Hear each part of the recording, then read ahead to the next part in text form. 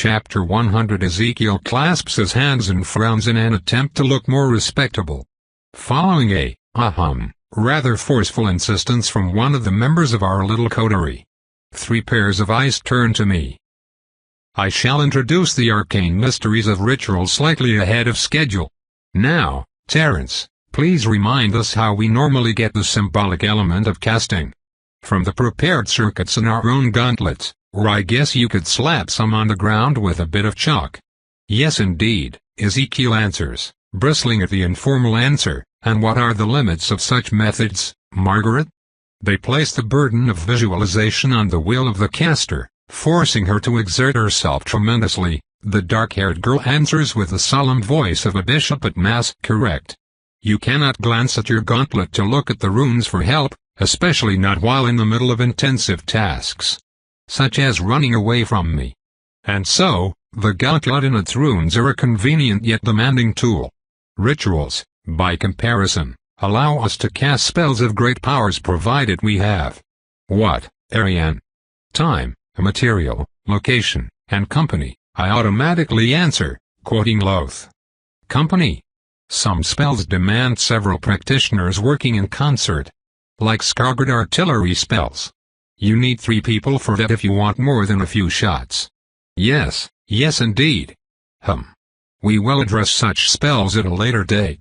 A much later date, as they require a very high degree of training, compatibility, and trust between the casters.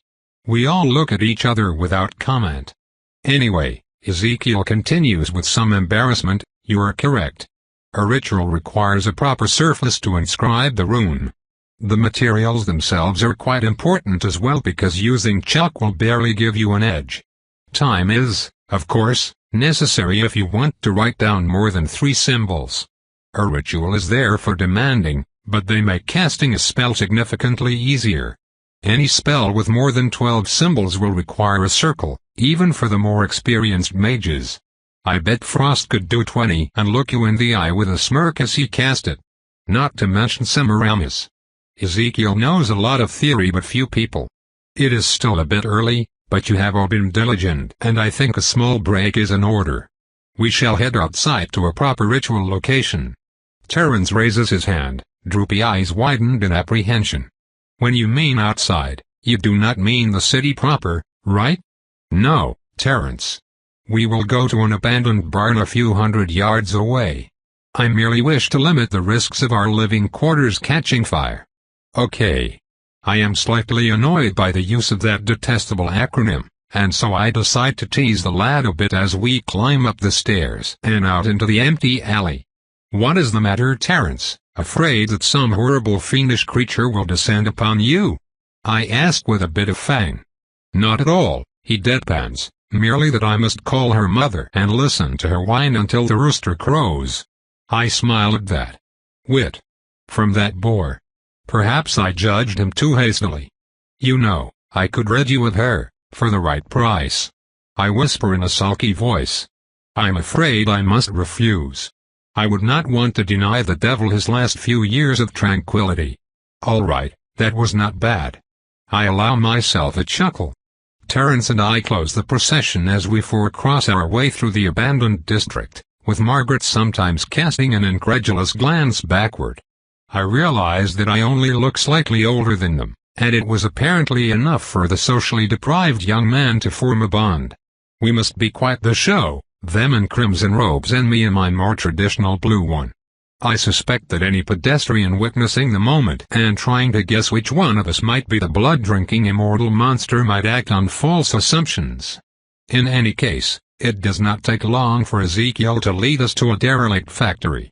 The older man fiddles with the rusty lock protecting the gate into the inner courtyard. He finally manages to coax the thing open and we make our way through piles of rotten crates and broken supplies. The building itself is pockmarked bricks and misery, slouched like an old barfly under a filthy coat of grayish snow. Only after we have entered its innards does Ezekiel allow himself some light and my companions stop stumbling around. The smell of mildew had, outside, been tolerable. Jesus, what a dump, Margaret swears, finally breaking her Queen of Darkness persona. Yes, Well, at least we do not risk collateral damage, Ezekiel replies defensively. Except on ourselves, I finish. I can survive a falling building, but between the frail midge and a support beam, I would beg on the harder contestant. I assure you that I have used these facilities before and we are quite safe. Here, our fearless teacher says as he goes around the derelict building, lighting lanterns. They cast dancing shadows on the walls as they come to life one by one.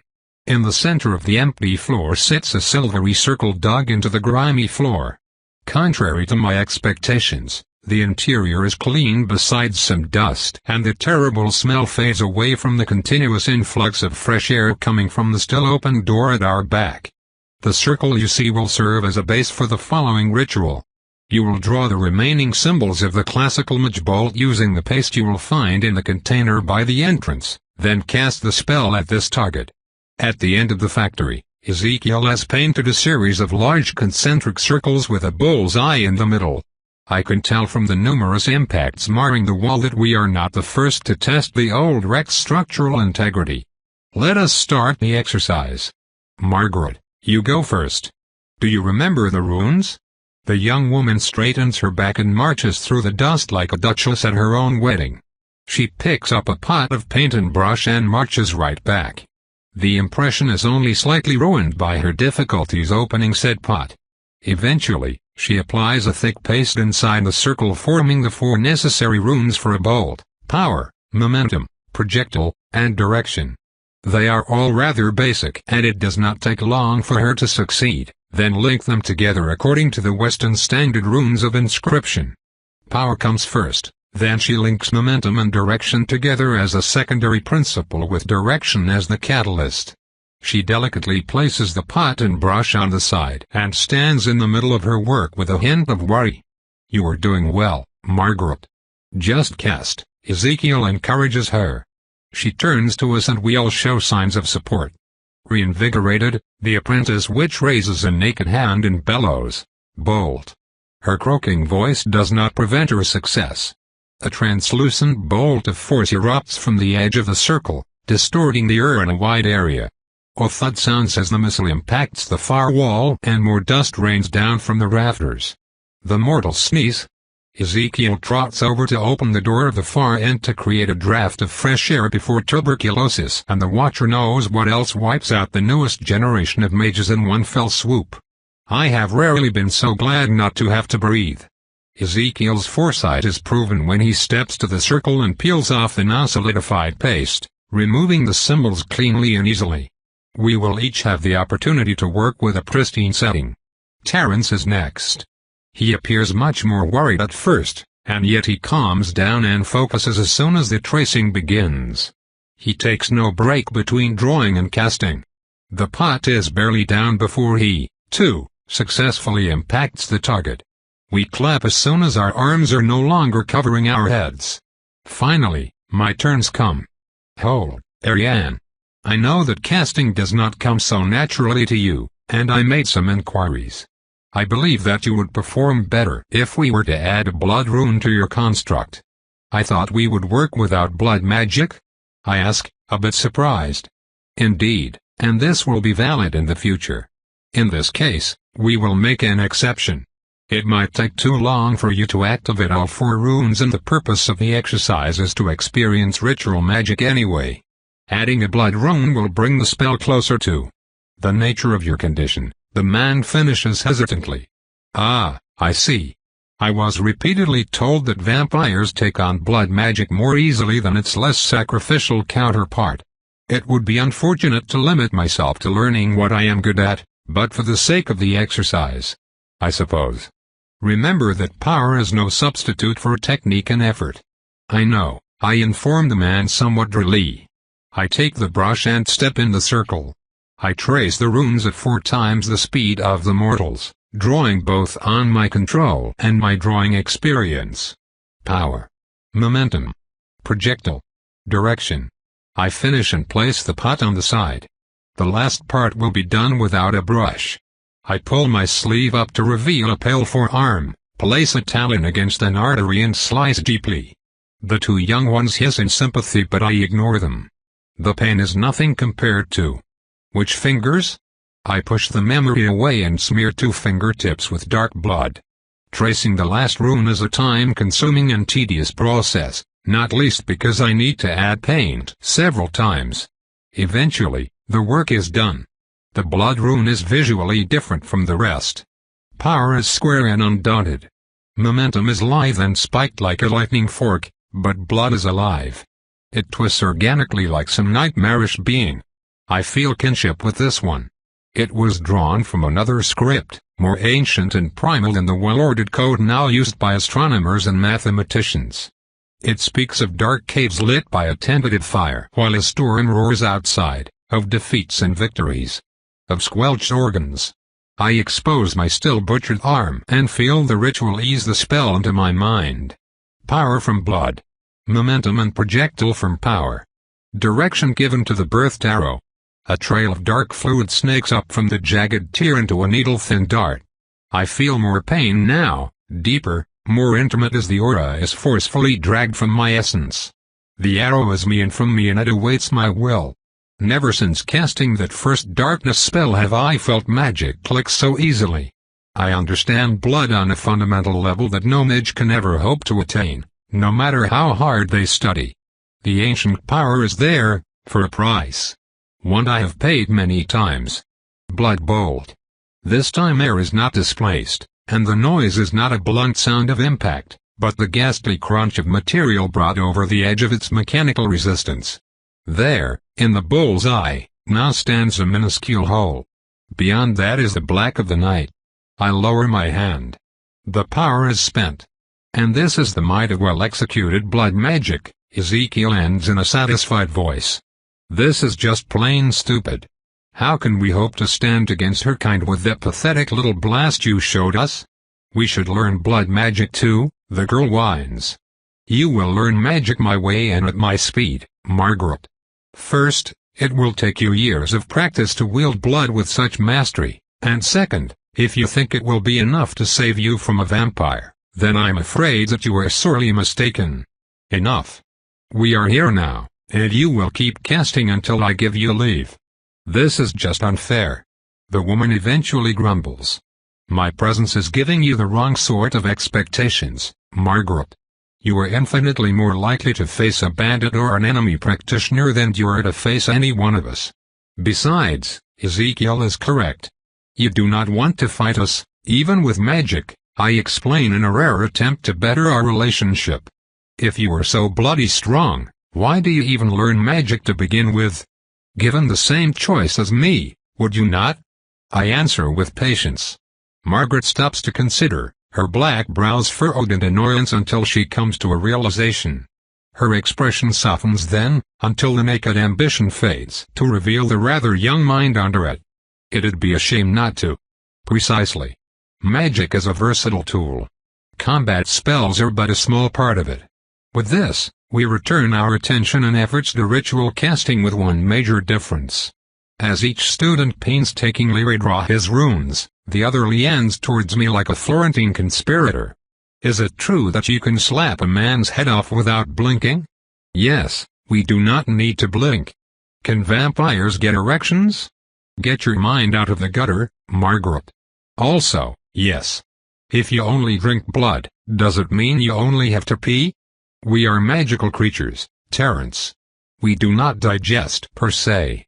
If you wake up at twilight, does it mean that you can wake up inside a steep valley then run up the mountain and then it's day again so you fall asleep? I have no idea. Is it true that you can slip under a steel door? Technically yes, but the steel door will not survive the experience. And so on and so forth. Eventually, the questions tarry as the pair starts stumbling around like drunkards, yawning terribly. Ezekiel wisely decides to call it a night and we escort them back to their quarter where they promptly collapse. A moment of your time, Ariane. I have prepared what you asked. Are you quite sure you want to proceed that way? I could still come with you. Do not concern yourself. I have a plan. And now is the time to implement it. Morale of the Rolands is tall, with wavy black hair and piercing green eyes that remind me of a discount Lady Moore. She could be the old harpy's plain and less bitchy cousin. She wears a sensible dress the color of pine needles, of thick fabric, padded to ward off the winter air. She is not submissive. I would say that she acts carefully polite as she sits on her throne-like chair in the middle of a cozy boudoir. Mireille as a courtier and her aura is not fully under control. It sometimes surges and bursts like a bubbling pot. A killer, you say? My host asks with a frown. The light of her hearth covers one side of her face like carefully applied powder, while the other remains deathly pale. Her concern appears genuine. Yes. I was made aware of the deaths you are referring to. The lack of reaction of affiliated factions led me to believe that those were just accidents. Those are, without a doubt, murder. The signs are clear. I already explained the reasons for my involvement. Mireille accepted my explanations without comments and with her undivided attention. I am pleased that she does not share Noel's apathy. This is extremely preoccupying. So far, we have maintained a rather hands-off policy in the hope that it would lure more mages here. I can tolerate squabbles on my territory. An indiscriminate murderer is a different matter, one I cannot ignore. I will track them down. Thank you for bringing this to my attention. I would not come to you with just suspicions, I interrupt her. I have a way to track the culprit. Do you now? She answers with obvious surprise. I nod and take a compass-like contraption from a satchel by my side. It is clearly magical in nature and emits a faint aura. I suspected that the scenes of the murder might have been destroyed to hide what, or who, was taken from them. That is why my associate and I scoured the houses of the victims for personal objects in an attempt to work a tracking spell. It seems that I was wrong, as there were indeed no survivors that we can tell. There was, however, one hit. A faint one. According to the mage who made the working, it should link to a personal belonging with some blood on it. Hopefully the killer made a mistake and left it in their lair. Mireille is suddenly more animated. She tilts her head, eyes unblinking. Would this work? Should we go now? That would be for the best. I was hoping that we could go together for my own tranquility of mind. Naturally. As long as you agree that this is my hunt, as we are operating on my territory. I understand. I do not. Tauran let me have the lead on a few hunts, and I am not sure how he managed to shelf his pride. She is weak, or at least, weaker. I took the initiative. How dare she? But no. I must be patient. I grab my cloak and fasten it as Mireille equips herself with a short cutlass. We leave her small mansion, passing a few mates on the way. The atmosphere is relaxed and the mortals barely spare us a glance. Business as usual. Outside, I activate my tracking spell. The construct awakes and the needle spins once in its glass before settling west. Mireille and I walk on foot through fields and forests, leaving no trace behind and requiring no light. We are two ghosts in the night. It takes us an hour before the air grows wet and the smell of frigid water hints at the appearance of the Schuylkill. The forest grows denser now and we are forced to circle around snow-covered thickets until we find a path cut through the vegetation. Barely larger than a deer trail, it carries us deeper until the sky is crisscrossed by layers of naked branches. We soon emerge onto open ground and the river now flows before us, placid in all its murky glory. A single chair made from severed logs and rotten twine thrones in its middle. Empty bottles line its feet in single file like goslings following their mother. A fishing spot. Right, I say in a low voice. We continue with some difficulty. Undergrowth as dense as this one is not easy to navigate, especially now with the biting cold making every twig a rigid claw waiting to shatter. There are no thick trunks we could latch onto and jump either. Fortunately, fate is on our side. The line of trees recedes in favor of waist-high grass growing on uneven ground. We hop from tuft to tuft for a few minutes longer and finally arrive in view of our destination. A few dozen yards away, at the river's bend, someone built a tiny misshapen lodge hanging over the flowing waters. The main floor is at the top of a small mound, then a covered corridor dips towards the river and a small room that will be washed down at nature's first temper tantrum. Not a light in sight, as I expected. I hope this trip was not in vain. Shall we? I offer. What if this is a home? A home would be lived in at night, I reply with conviction. We approach from the low ground and I force a shutter open. The snap of flimsy wood causes no reaction. I climb in, courtier in tow. Aha! I cannot help but declaim with Binglest glee. The interior of the room is filled and well used, belying its decrepit appearance. Turpentine saturates the air in a thick cloud coming from 3 barrels stashed in a corner. Other supplies are separated in orderly piles on the swept ground. A single desk sits against the wall to the right of the passage leading up. There are no lanterns. I think we found our foe's den, I idly comment. Well, he's obviously not here, Morale observes. Can you check the workspace for hints to his identity? Certainly. I step forward with confidence and immediately dodge low and to the left as her cutlass misses my head by a finger. I turn and claw her across the throat before the return hit. Black blood spurts from the wound. Black blood no longer spurts from the wound. She healed. I stop the blade with an arm guard. It bites into the steel sheet with a resonating clang. Fast. I dodge under a swipe and my return strike eviscerates her. Once more, her wounds close at an alarming speed, as if time itself lost its grip on her body. The next hit slides against my left shoulder, opening a long furrow. Need to focus. Instead of falling back, I push forward. She gives up on the reach advantage and starts using her weapon as an overly large knife. She is relentless and ignores my counterstrikes. No courtier should yield it fast from a master's talent. You can't have him. He's mine. I am so close. So close. The woman shrieks. Her aura buckles like a wild thing. Strikes and blows rain upon my defenses as she has little care for defense. I focus on blocking and deflecting, managing to land a few wounds myself though they quickly heal. Eventually, they take their toll on her mind if not on her body, and she pulls back. We glare at each other.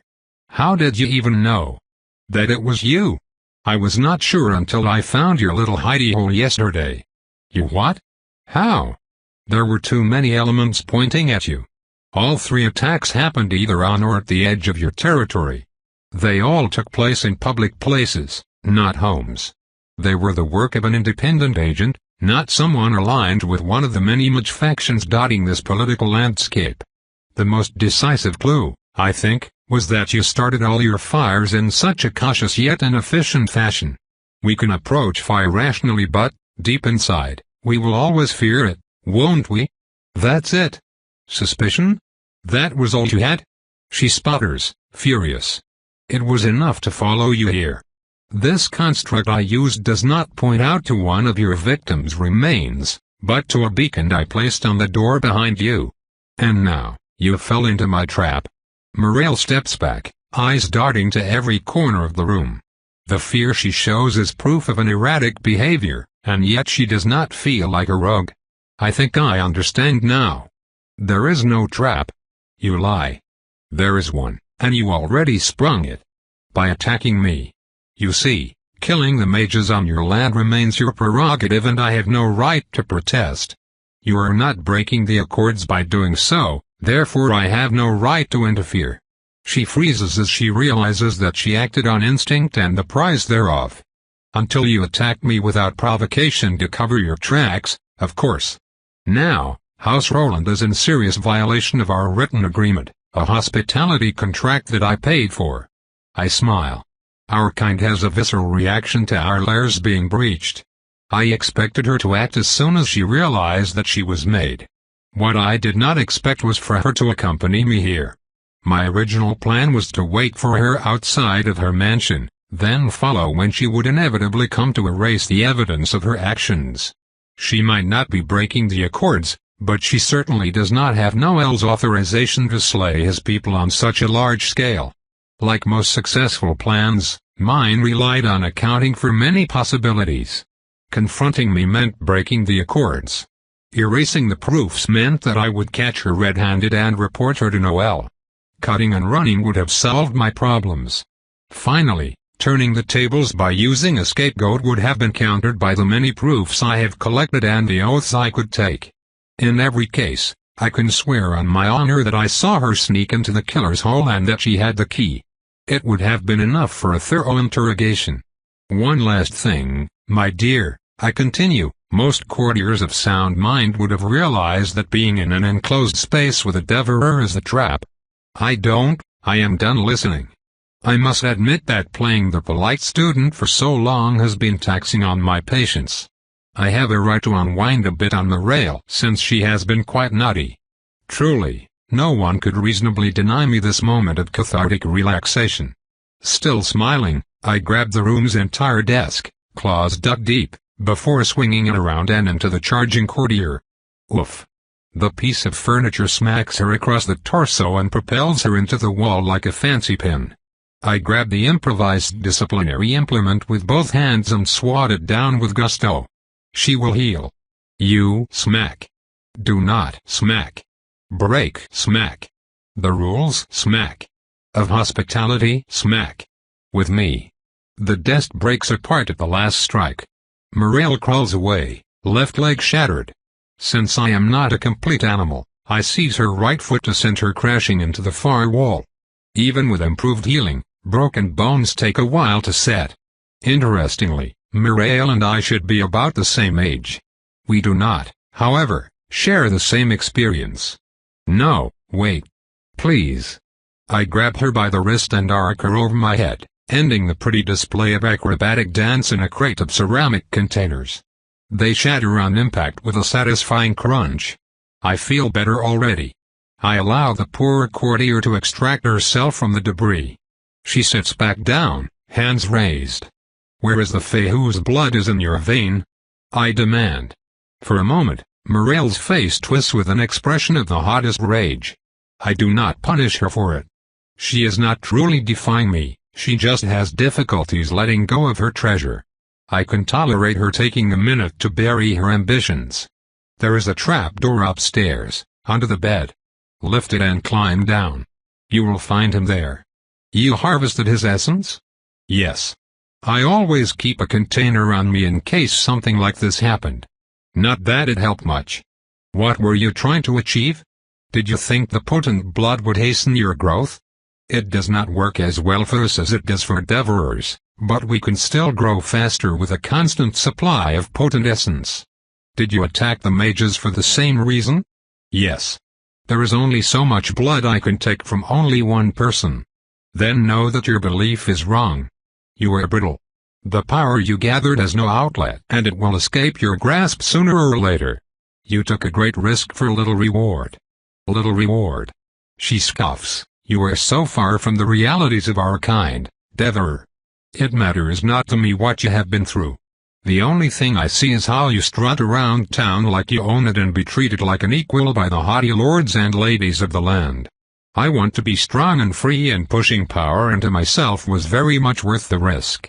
Not if it breaks you, and eventually, it would have. Do you know why most devourers do not live past 20 years? This sentence stops her. Deep in her rational mind, she must be aware of the cost of power.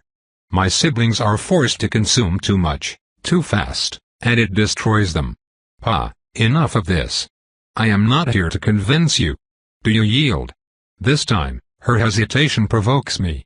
I grab by the neck and dig 2 claws in her tender flesh, bringing her face next to mine. I yield. I stop mid-hiss and force myself to relax. Spirit is one thing. Defiance when you are defeated is another. I yield. You win. I drop her unceremoniously. I want to see her prize now. The covered corridor leads to the upper floor you would expect in any hovel, a small bed, a cooking spot, a pantry. I lift the wooden frame to reveal the passage beneath. A few steps dug into the rock lead to a sort of cave lit by a single lantern. At the bottom of the stairs, I find a Lycian boy, a cot, a stained bucket and a single lantern letting out a pathetic glow. The frail youth cradles the source of light like a drowning man a buoy, and I cannot help but feel a deep resentment towards Morale, whom I left mostly intact on the floor. This is not our way.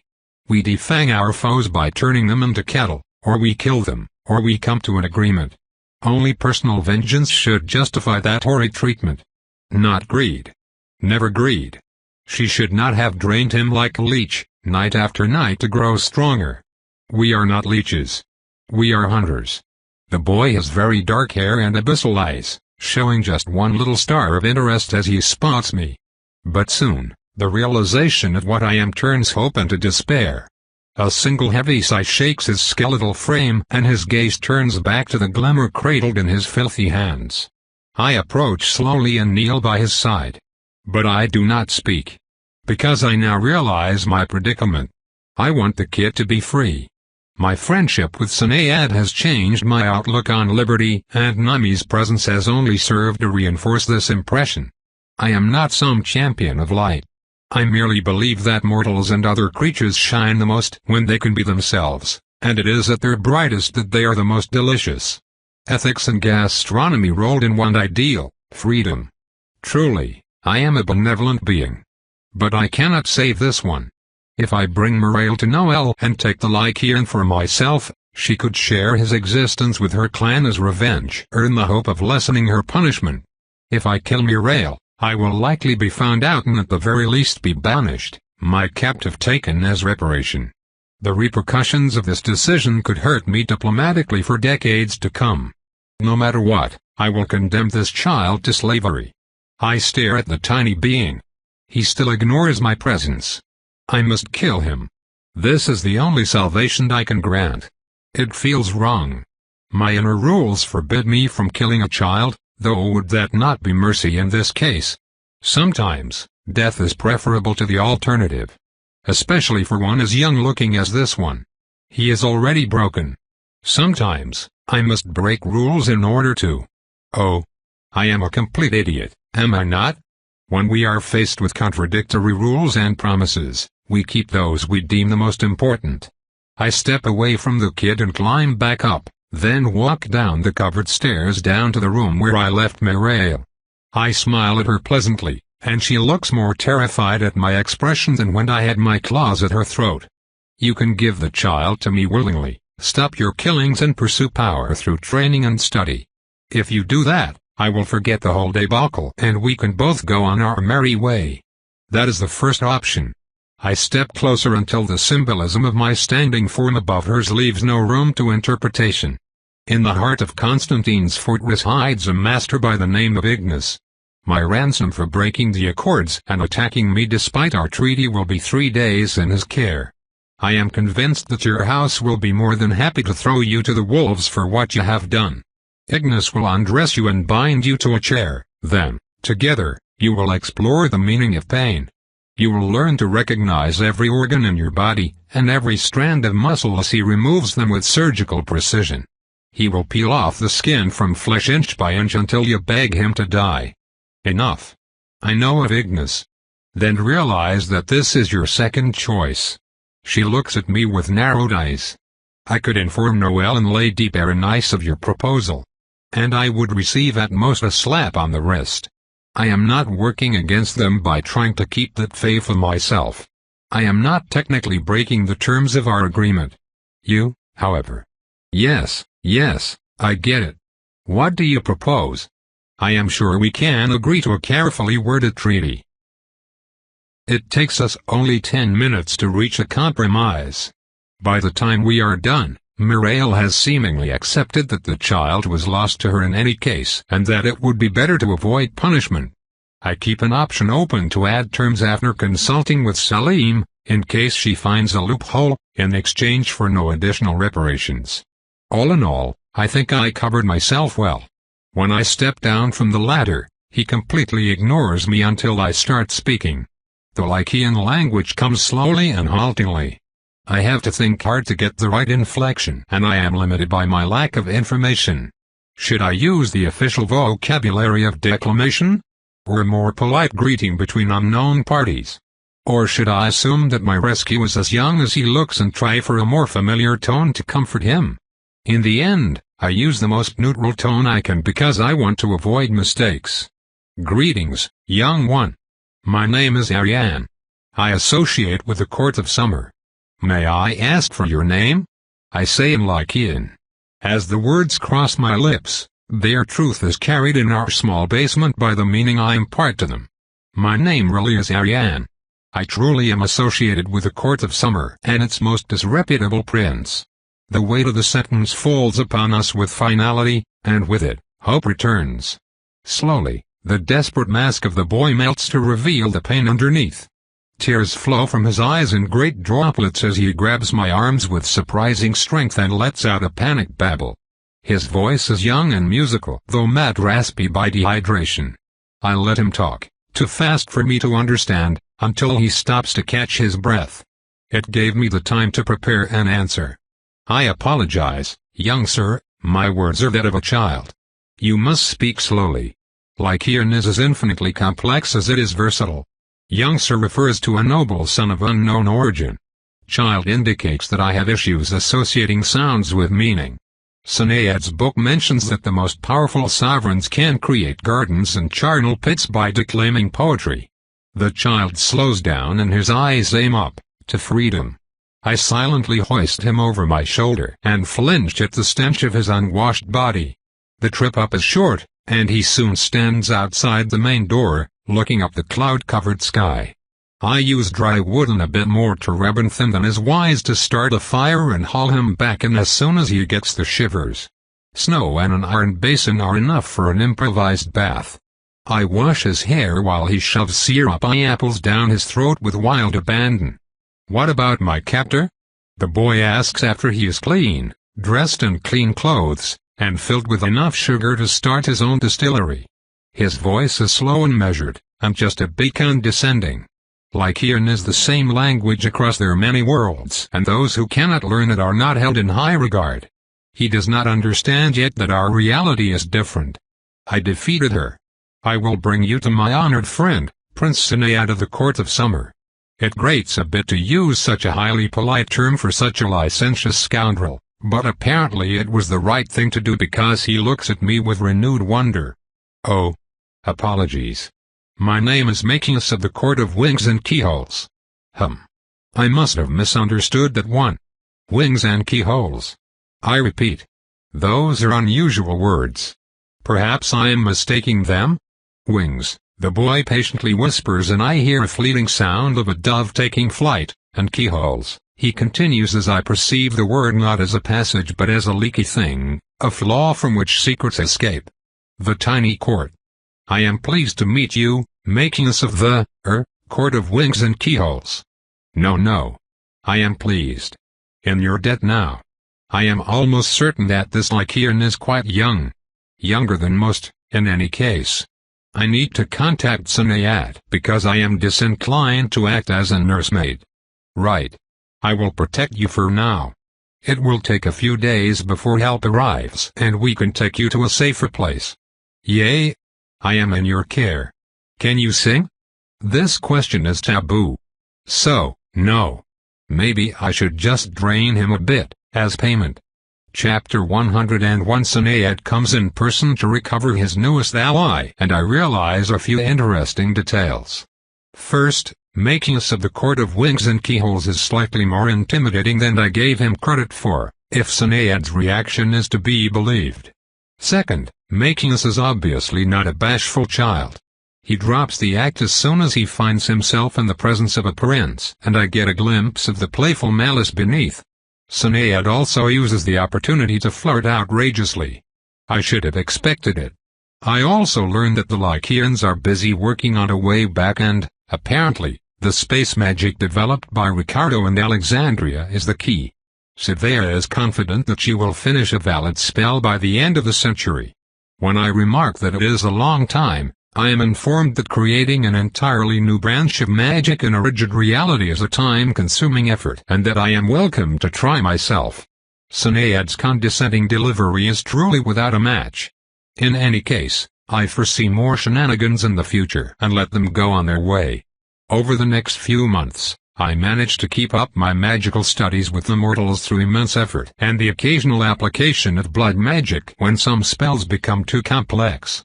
No matter how hard I try, my fire spells remain pallid and pathetic, and my light spells are timid things, bright enough to be seen from afar but never seeming to give the mortals any visibility. On the contrary, anything related to blood, shadows and illusions comes to me naturally. I get no more issue from the rail or any of the local Roland vampires afterward, though I do continue sword practice. I eventually come to enjoy it, relishing the flexibility that swords can offer. On the home front, I have to handle a slew of issues from the care of Sinead's illegitimate children to the growth of the slave-catcher population moving north from Kentucky. My dreamage also marries a cake maker to no one's surprise. With the rescued children and the white cabal's presence, Marquette's much population explodes. Strangely, the werewolf population explodes as well even if they cannot bear children. Every time I pass by, there are more of them following me around with their nose in the air, only keeping a respectful distance because of Metis' fearsome reputation as an ear thief. Any attempt to wiggle the whole truth from Jeffrey ends in a 2-hour declaration involving his cousins, nephews, friends from the coast, the Illuminati, that fisherwoman from Ottawa with the thick thighs. As far as I understand, their village's fame has grown as the safest and richest werewolf haven, and it attracts a lot of those who would not do so well in traditional pack structures. I understand that many of those prefer to be left alone and that the new town, amusingly named Moonside, affords them the tranquility they crave. Jeffrey assures me that they will fight when called, and that is, in the end, all that I care about. I still wish they would stop trying to smell me. I find it extremely vexing. Last but not least, I use the opportunity of a payment for a protection detail to ask for blood from Salim of the Rosenthal, which he secretly accepts. Their essence is certainly one of the most useful I have ever consumed. I can now recall things much more easily if I focus on them, and some tedious tasks like reading reports become significantly more relaxing. I complete them as if in a trance. Making paperwork less tedious is without a doubt one of the mightiest powers in creation. Unfortunately, better memories only make the following ordeal that much more painful. I knew this day would come. I knew it from the beginning, but I always managed to push the thought to the back of my mind. I had so much to do. There were always new foes to fight and problems to solve, things to learn. Now it has come and I am at a loss. I bump my head against Tauron's chest in a rare display of public affection. Others might see, but I care little. I breathe in deep and the cold spice of him overwhelms the brine on the earth to both soothe me and distress me even more. His hand pats the back of my head. We do not speak. We are beyond words. Everything that was worth saying was said a long time ago. The fact remains that I have my life here and he has his own back in Hungary. There is no bridging that gap, not when it takes months of travel between our territories. Adver can only stay so long away from his fief. After all, Tauron will bring his fledgling back with him, and that is it. I feel a strong mix of emotions now, not enough to cry but enough that it feels good. I am alive now because of what we shared and must now leave behind. The bittersweet emotion dulls the throb of undirected anger threatening to overwhelm me. There is simply no one I can gut, stab, set on fire or detonate to keep him around, and I find that extremely aggravating. The pier around us is silent, despite sailors loading the last of the goods and supplies they will carry over the Atlantic. No one interrupts us, but still, I let him go. I am delaying the inevitable. I release you from our bond, my star, Tauron finally says, his face showing no emotion. I release you from our bond, I answer, finishing the ritual. It hurts as much as I expected. I can appreciate that we will not see each other for years, possibly decades, and that it would be unfair of me to expect celibacy from him in the off case that I might come back. I still feel robbed. I do not want to share. If I come to visit and find some tart hanging about, I might just do something unfortunate. I warned him it would be the case, therefore the responsibility of any future dismemberments will be placed solely at his feet. I leave the pier behind and walk round a warehouse. The city is mostly silent at this time of the night. I stop and lean against some stupid door. Fuck. I wait for some time. It doesn't get better. Someone comes, a familiar aura. Sister, Jimena answers with a soft voice. She is dressed in a form-fitting leather armor, not in night garb, for once. She drops a heavy-looking backpack and takes from it a case, which she gives me. I unpack it to reveal a weapon. A pistol, to be precise. Never have I witnessed its like. It is the work of a mad genius, nay, a revolutionary. I caressed the smooth, silvery surface and asked with unmitigated wonder, "What is this thing?" "A prototype based on the design of a weapon dealer by the name of Colt. It can shoot 6 times before being reloaded. They are not even producing it yet. The cartridges go into that barrel over here." Marvelous. So, there is a group of outlaws who just robbed a Rosenthal carriage outside of town. Would you like to go kill them and get paid? This time, the emotion is too strong and a single ruby pearl drops down my cheek. "Jimena, you are the best sister I could ever ask for." The smug woman catches the tear before it can drop and raises it to her lips, licking it after I give her leave. "Ah, of course I am. I know you well and this is what you need. Now go and test this barbaric tool of yours. Heathen." At a corner of an empty road, beyond an overgrown path in the moss-covered room of a hunter rest, a few men have set up camp. They dug a pit and lit a fire there, counting on the remoteness and the wild vegetation to hide the smoke from inquisitive eyes. It was, of course, not enough. The sentinel is the first to notice me strutting forth with my fancy dress, my coat and the undeniably imposing leather tricorn, which is totally appropriate and I would dare anyone to object. The man squints at my approaching figure. His beady eyes widen in surprise as I enter the light halo of his dusty lantern. He stinks of alcohol. "What the fuck? Language, mongrel. Who the fuck are you?" I tut loudly, a gesture of intimidation that is known to make mortals cry, if they know what is good for them. "I am the law around these parts. You and your little friends have been very, very naughty. You insane bitch. You got some plums coming here at night, I like that. Maybe I can reward you if you make me very happy. I'll only be happy when you hang from the neck until dead, rascal." The sentinel takes the affected smile of someone who is convinced his interlocutor suffers from severe delusion and who is 10 seconds away from beating some sense into them. He shifts his coat aside to grab and take out a knife. I mirror his gesture with one small difference, one he realizes as soon as he ends up face to face with the business end of the 6-shooter. It will always fascinate me how some objects are clearly weapons. My pistol might be a prototype, but there is no mistaking the keen line and metallic gleam. This is a tool of death. What the hell? Hands in the air and you might just live to see the day. I am the hand of the law and my reach is long indeed. Somewhere behind me, a bush swears in a cadence and lets out a muffled laugh. Shit. Everyone. Help. A maidwoman. You won't escape your punishment, miscreant. I yell in my loudest human voice as if I were as self-righteous as a Gabrielite. I lightly jog after the fleeing man until we arrive at his camp. She's right behind me. Shoot her, shoot her. A man fires a musket and the bullet misses me completely. What is he even aiming at? And now he is just standing here like a moron, gaping at the shadows. I shoot him in the chest.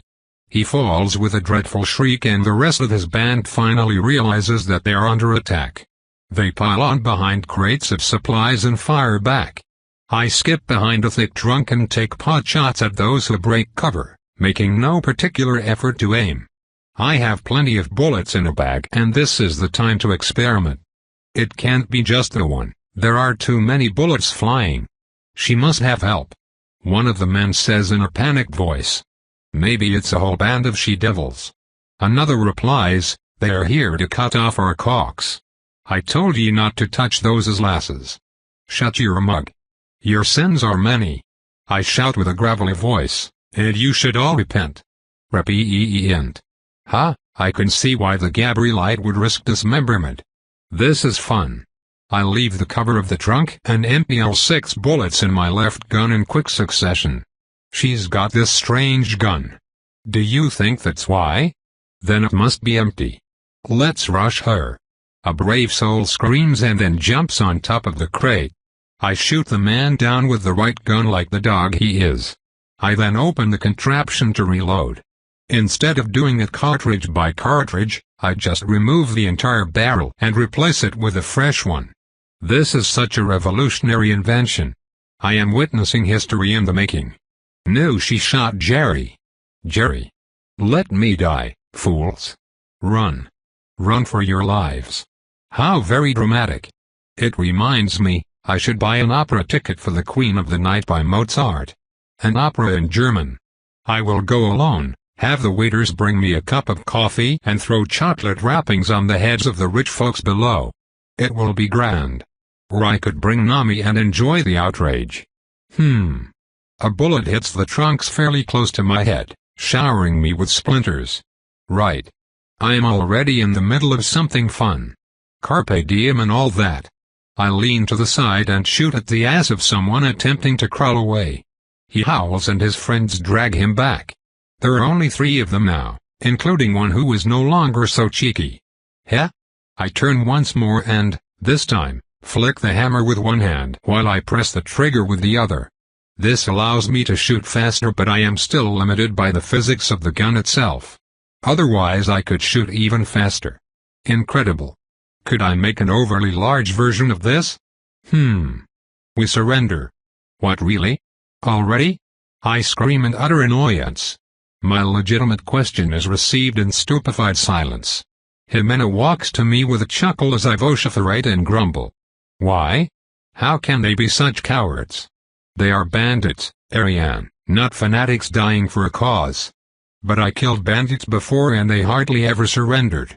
Did you even leave them enough time to do so? To understand their desperate circumstances? Well. Or did you just enter the fray and happily slaughtered them? I was not done with the test. I want to shoot at them and play with them and have them squirm. How dare they stay here like useless sacks of flesh while Tauran is leaving me? They have no right. It should not be happening like this.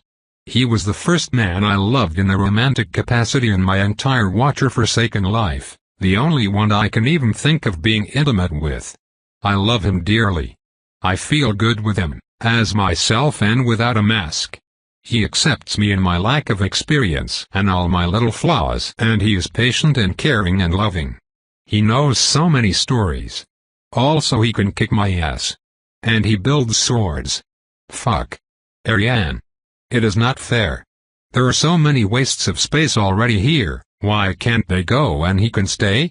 I finish sulkily. Jimena remains silent. She reaches up to lightly tap the top of my head. Because it is Jimena, I let her. A male voice says from behind, can we please lower our hands or... Tauran's departure leaves me irritable and ill-tempered for a few months, during which I take a more hands-off attitude to ruling Marquette and my budding business empire. Following Salim's advice, I also invest in the real estate of my territory, apparently a vampire tradition. I sink my time and undirected anger into magical and physical training with the occasional help of a few war-minded masters like Nami and Jimena. I also try to involve guns in my combat style, but soon realize that the task is extremely arduous and that my training partners object to being shot at mid-practice. I will have to return to that at a later date. The year 1836 brings an interesting event in the natalist territory. Texans conduct a revolution and manage to capture the Mexican General Santa Anna, forcibly bringing him to the negotiation table and leading to the birth of the Republic of Texas. Lord Jarrick's territory is no longer part of Mexico as a result. The new state of Arkansas joins the Union, giving us a new, clearly delimited territory, which is granted to the returning Lancaster. Lord Marion is their new leader, and he takes the time to come and greet me, bearing offerings and a juicy trade agreement that finally allows me to set up a proper gun factory. Because of this and his overall politeness, I support his claim even though deep inside I am fuming. A few diplomatic agreements and he obtains a state. Back in my days, you had to wallow knee-deep in werewolf blood to get a tiny piece of land. Those newcomers do not know how good they have it. The entry of Arkansas brings forth a burning issue, that of slavery. The growth of the abolitionist movement leads to massive frictions, and each new state that enters the Union threatens the fragile equilibrium between the two sides. For now, Illinois is not a slave state, but there are slave catchers operating on the southern border, while in the north, abolitionists assist fugitives on their way to Canada. Although I stick to my belief that a happy human is a tasty human and that no man, or woman, can truly be happy as long as they do not have free agency, I limit my actions to keeping the less honest catchers off my area of control through heavy beatings whenever necessary. At least 3 different clans have a vested interest in the institution, including the Cadiz, whose financial interests are closely tied to the South and its plantations. Vampirikind is thus equally split on the subject. The Ekon, Roland and I are firmly in the abolitionist camp, with Safar herself calling it odious, while the others argue that treating people as property is as old as history itself and therefore natural, if unfortunate. I do not see this ending well. In the meanwhile, I continue learning from Ezekiel until, in the month of January 1837, Margaret disappears. The compass definitely points to the factory in front of me, showing me that the girl still lives. The building is decently new and obviously busy during daytime. The paint of the massive double gate is fresh and the many windows clearly show a neat interior. That is not what I expected, Ezekiel says. Without his ridiculous red robes, he looks more like an actual professor and less like some cheap, farcical villain. His keen eyes fix the brick surface of his target as if they could bore right through it. I know what he means. Margaret has gone missing and she has ways of contacting us. I am going for kidnapping, mundane or otherwise. Let me infiltrate the place, just in case, I request. To my surprise, Ezekiel does not argue. Agreed, but be warned that after 5 minutes I shall break in gauntlet blazing. If you find some crime afoot, this is your window to reach a diplomatic agreement. After that, Ezekiel's vehemence does not surprise me. The man is surprisingly protective of his pupils, a habit I can respect. I leave without a word and crawl up the wall with the grace and expertise of the consummate cat burglar. This is not my first breaking and entering. I find an improperly latched window and open it with minimal noise and damage, then suddenly hear a gasp. We are in the factory district and the place is mostly empty at this time, so I expected no company. Cursing my carelessness, I turn around to find a very drunk man holding a half-empty bottle of gin staring at me with bulging eyes. I'm a strike-at dashing figure, stuck like a lizard to the sheer wall in my conservative grey dress. Fortunately, the man has given me the very tool to defuse the situation. I wave at him with a manic smile, then move into the building. I hear a curse, then the brittle noise of shattered glass followed in turn by barely coherent screams about she-devils and absinthe and what-not. Crisis averted. The clock is still ticking, however, and I quickly make my way outside of what appears to be an accounting department and down 2 sets of stairs. I realize on the ground floor that the door to outside is warded, and that it looks like professional work. Fearing a trap, I slow down and focus on my senses. There, behind a wall covered in advertisement posters, is a breathing person and what feels like a strong shield. The air tastes like nervous sweat. Fresh. I sigh and kneel to fix my dress to my leggings so that it does not trail everywhere, then I lightly jump up and crawl across the ceiling like the world's prettiest bat. People never look up. I pass the corner and find a set of stairs leading down into a well-lit basement. A man stands in the way, gauntlet down but active. The air before him shimmers with a half-deployed ward of respectable power. He is also wearing a white cabal battle dress. My unexpected opponent is very young, although a bushy dark beard would lead people to think otherwise. He is not exactly inattentive either, and I salute his discipline. In fact, his appearance reminds me of... No way. Cedric? I ask in surprise, recognizing one of the students I had enjoyed terrifying. One of the students I had generously prepared for the vagaries of the life of a combat mage by direct request of his chief instructor. The man jumps in fright and lets out a rather girly scream, then he looks up as his shield activates. His frown turns to an expression of pure delight, then morphs to a mask of aloof confidence. He leans against the railing, twirling his mustache. "Oh, Ariane of the Nirari, fancy seeing you here. Cedric, is everything all right?" A voice comes from below. "We have a guest, people," Cedric declaims proudly as I drop from the ceiling and smooth my dress. We almost look the same age now. I do not believe I will ever get used to this. Before testing this team, Jonathan had warned me that they were perhaps the most talented group Avalon had ever produced and therefore fully expected them to fail spectacularly, which they did. Their arrogance and recklessness caused their loss despite some rather impressive individual displays of skill. I see that this lesson was not lost on them when 3 people climb up the stairs slowly and in tight formation. I recognize the man in the front as the leader, Reginald. He holds the shield, while behind him, the 2 ladies of the group cover him. The first is a dark-haired girl with brown eyes and a magnetic charm, Mina. Her gauntlet practically shines with power begging to be unleashed. The second is an aristocratic young woman with blue eyes and blonde hair, holding a silver sword at the ready. They all stop when they see me, but to their credit, they do not lower their guard. "Oh. Hello," Reginald says with a slightly shameful expression. Our last interaction was indeed quite the humiliation for the fearless leader. I notice that the last member of the team is missing. Is Will circling around to attack me from behind? I ask, until I focus on my aura control and realize that the sneakier member of their coterie is, in fact, right around the corner behind his allies. Ah, no, he is right here. Now, let me ask the fateful question to get it out of the way. Do you happen to have in your custody a young female warlock with dark hair, pale skin and a chip on her shoulder the size of Bunker Hill? Would she have a tendency to say things such as "Behold my dark power"? And you cannot comprehend my might? I sigh. Unfortunately, yes. Yeah, we have her. She's downstairs. Unhurt. Apprentices of the dark arts are always so full of themselves, Cedric explains, pleased. Yes, Cedric, pompous fools the lot of them. They always need some harrowing experience to remind them of where they stand on the food chain, I remark, pointedly. Cedric has the grace to blush while Reggie and his 2 flankers close the distance. The shields are still up, I notice. Will steps out into the open with an embarrassed smile. Would you consider releasing her into my care? I politely ask in a way that merely hints at the fact that this is not a request rather than heavily imply it. Of course, it's not like she's the one we're looking for, don't you think so, guys?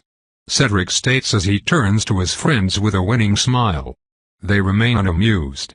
I think that you talk too much, the blonde woman retorts with a freezing voice that carries just a bit of German. Her name is Carmela if I remember correctly. Stop trying to flirt with the immortal Majidor, Cedric, she already told you you were too young and that beard changed nothing, Mina adds with genuine concern. Nonsense, Cedric scoffs as he turns a delicate shade of tulip. I did not grow it to look more mature and impress her.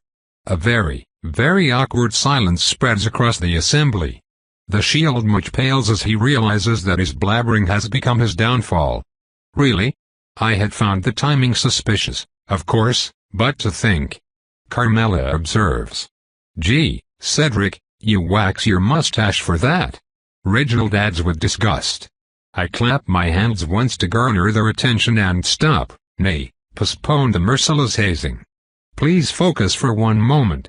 Can't I recover the witch? If you guarantee us protection from her retribution, such as it is, we will gladly give her to you, Reginald quickly answers. It is done then. Please wait a moment while I inform my associate. Everyone smiles pleasantly as we wind down our spells, including my own blood magic shield piercer. Allied, yes. Stupid, no. I return to a fitful Ezekiel and inform him that I reached an agreement with the kidnappers and that they are not, in fact, kidnappers, but merely allies of mine who defended themselves. I can see the doubts in his eyes, though he is smart enough not to voice them. To call a vampire a liar is a painfully vain exercise.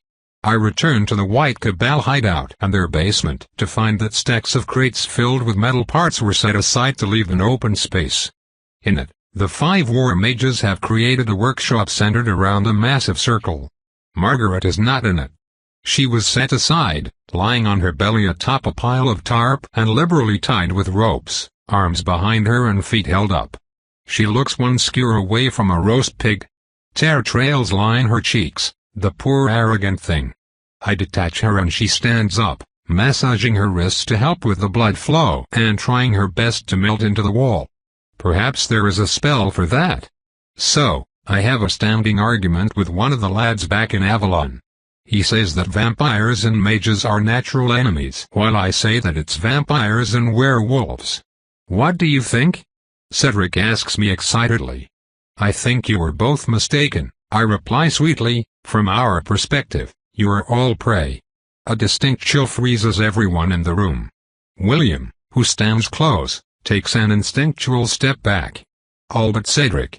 That makes sense, he comments as if I had shared a great pearl of wisdom. In a way, I have. He just did not get it.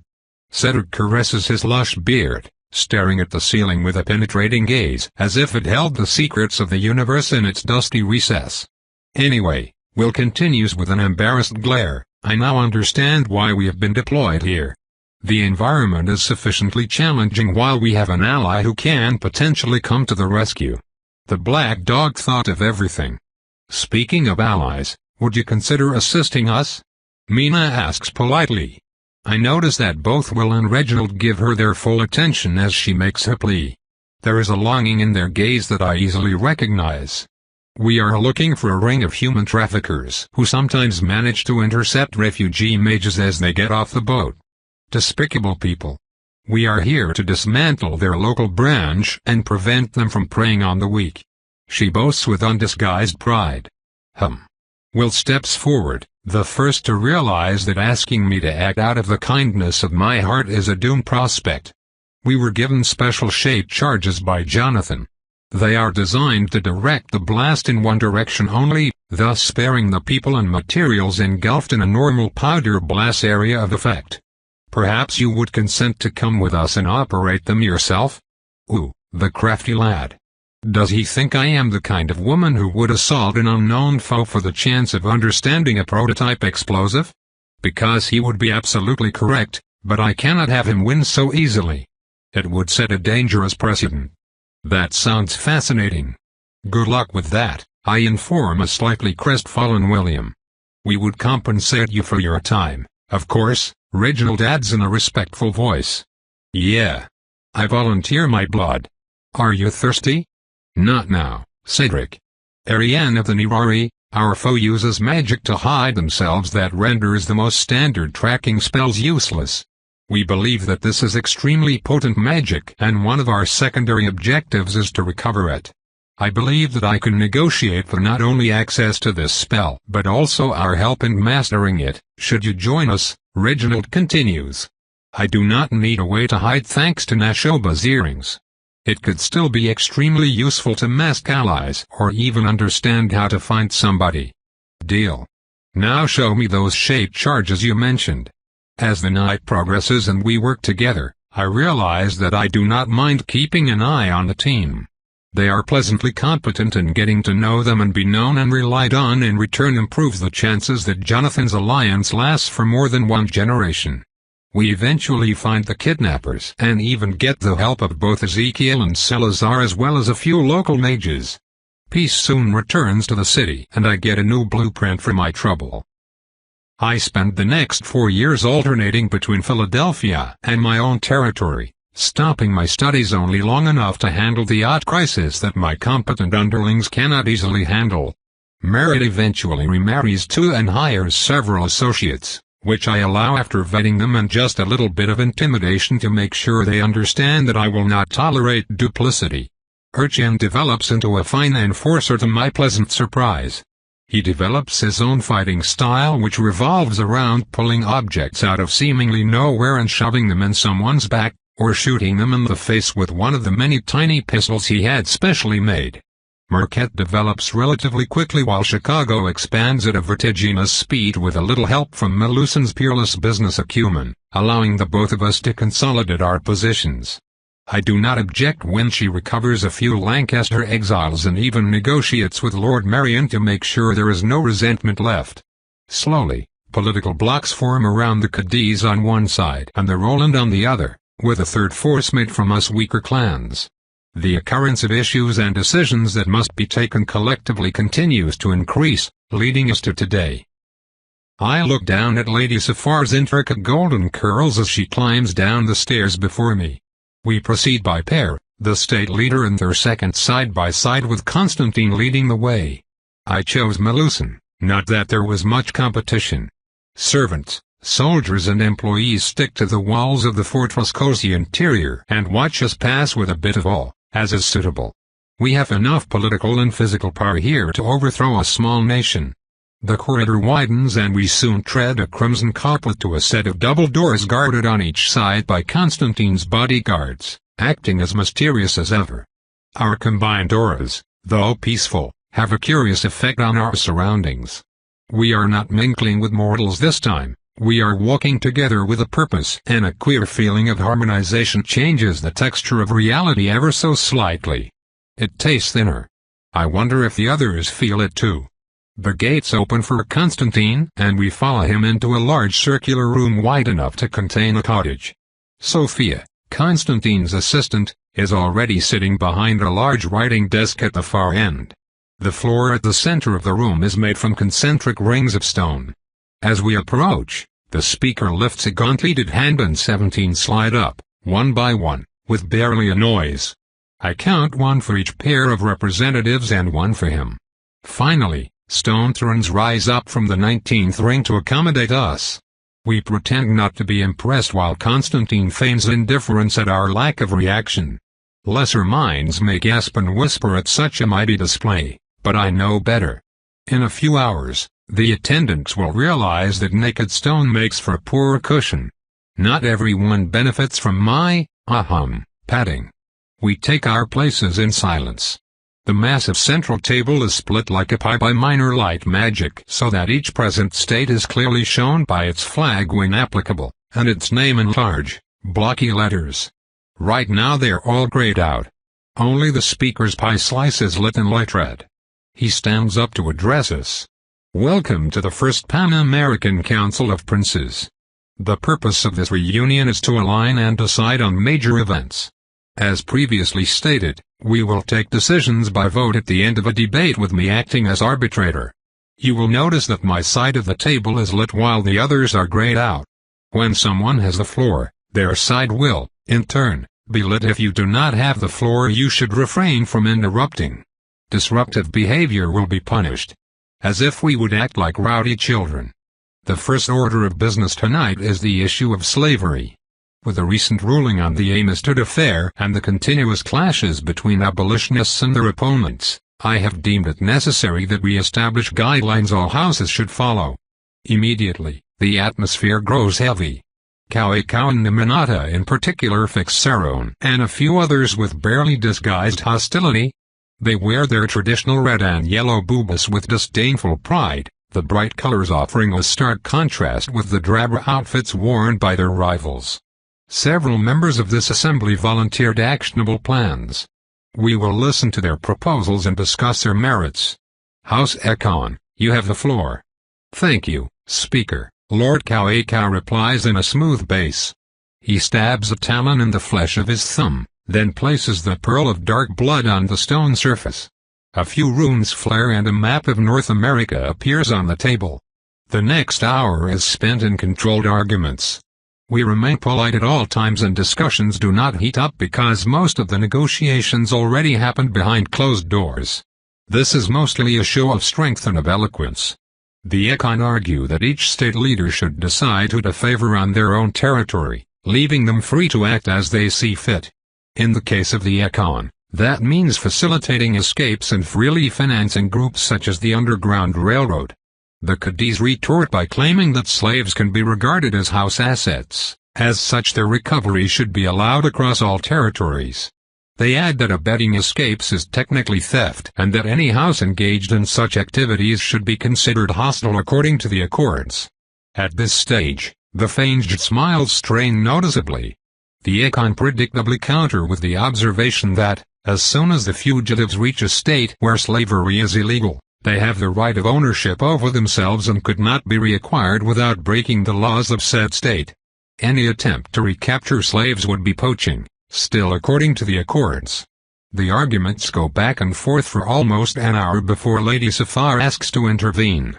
She makes a reasonable and impassioned speech about the dangers of giving access to one's territory, and while the practice of slavery was an ancient tradition, the right of every vampire to protect their territory from outside influence should supersede it. An escaped prisoner must be considered lost, and that is that. Her case is backed by every state leader who does not want foreign agents freely roaming their territory, including myself. The slavers among us will have to keep an eye on their merchandise themselves. We win that vote with a comfortable majority. As Constantine announces the result and Sophia writes it down for posterity, I consider that it merely pushes the conflict back to unofficial support and funding of various groups. Nothing is truly solved yet. The second order of business is land control. The Union recently gained the states of Arkansas and Michigan, while the Republic of Texas was formed from Santa Anna's blunder. At the same time, the Roland have expanded into Quebec. The question is whether to intervene into mortal affairs and steer the formation of borders in a certain way. This discussion is much more consensual, and we quickly agree to leave them to their own devices. We would only intervene by mutual agreement and if we consider our interests at risk. Once all agreements are made, Constantine calls an end to the proceedings and we file out in silence. We climb back up to the fortress living quarters and split up without comments. As soon as we are all dispersed, Melusan and I do not have the time to reflect before we receive an invitation to visit the Econ quarters. With this, the diplomatic dance begins anew. Over the next 5 years I focus on my spellcasting and even start to experiment with complex rituals in my sire's spells. They are nasty things of power and rage, efficient and refined yet inelegant. There is a spell that uses blades following randomized movement, one that sets up invisible caltropes of deleterious energy, one that is specialized in flaying its target alive. I still study them all and realize that Nirari truly is talented, even though he relies more on power than on subtlety. 10 years have come and gone when suddenly, I find a letter waiting for me on my desk back in Marquette. This one bears the mark of the Rosenthal Postal Service and I freeze as I recognize a familiar cursive. I delicately pick its creamy surface and slide it closer, my eyes widening in disbelief. I had not seen this specific handwriting in decades. It could not be. I flip the envelope and read the name of the sender with ever-increasing surprise. It is. Tobe continued. Thanks for listening.